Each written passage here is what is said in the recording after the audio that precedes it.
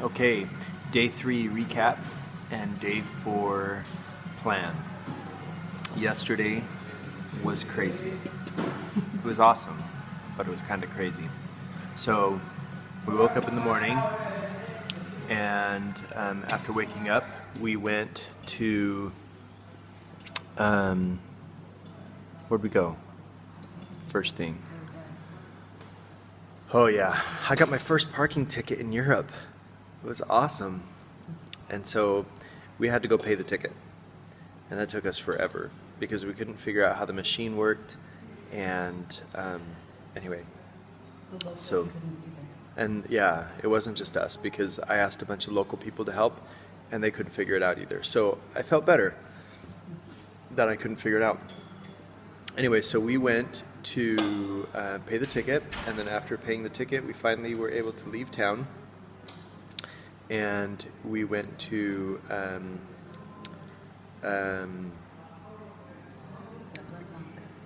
the way we saw Puebla Blanca. It was gorgeous, up in the mountains, and just every single building completely white. And so we drove up and saw it and took some awesome pictures, just really, really cool.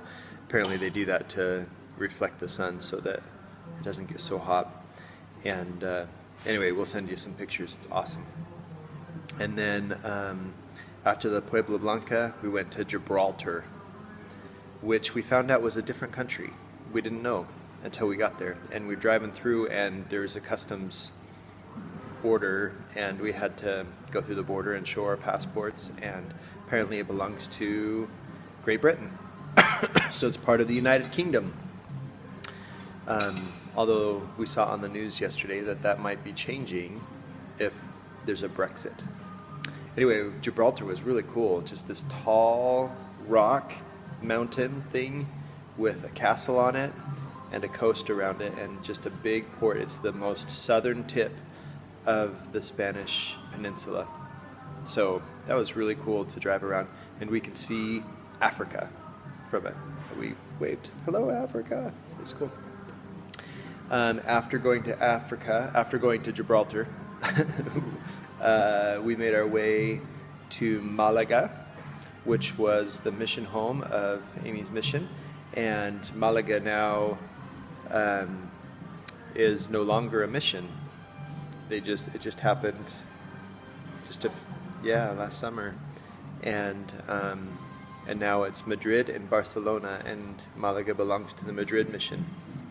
And so it's no longer a mission. So there's no mission home there, but still lots of members. And we went and visited Palma and her kids, Sarah and Joshua, and Esther. And it was really fun to go visit them. She was really super nice, just such a nice lady. We only stayed for about 10 minutes because we needed to keep getting on the road, but Malaga is huge and beautiful, just right there on the coast. Just a beautiful, beautiful place, but really, really big, really big. After that, we finally got to Granada, and when we got here, we looked up the address of Maribel and Ambro. Maribel lived in the same apartment complex as them, and each day she would come home, and they lived like right next door. The doors were right next to each other, and every day there's a little window in the staircase, and Maribel would be there with food and greeting them and giving them hugs, leaning out the window and giving them food as they came in, and just developed a great relationship. And Palma is Maribel and Ambro's daughter. And so she's a member of the church, but Maribel and Ambro are not. Anyway, it was great. That was a great time. Those people were awesome. It's just really fun, just great character and personalities. Just they teased and they razzed us a bunch, and they made us try all sorts of stuff. But it was yummy. It was good.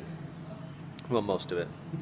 And anyway, after that, we went to go find our hotel, and our GPS took us on the most interesting route in the world, and we have a video of it.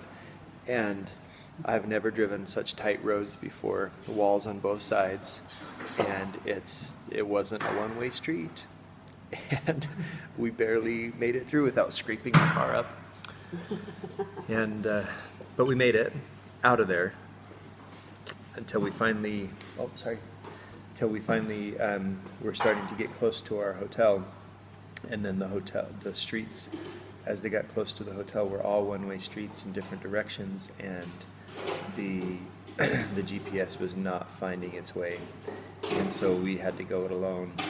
And we got to a stoplight, and we were parked right behind somebody at the stoplight.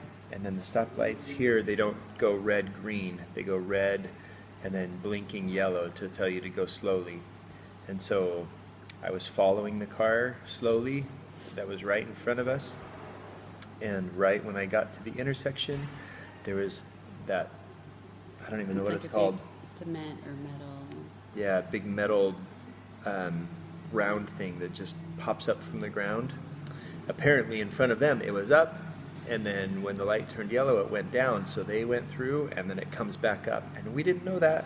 And so right as we got over top of that thing just went and just destroyed our car. Bye-bye rental car. Bye-bye rental car.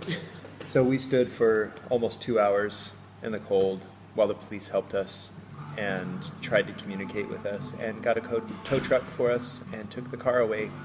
Luckily, we were only a block away From our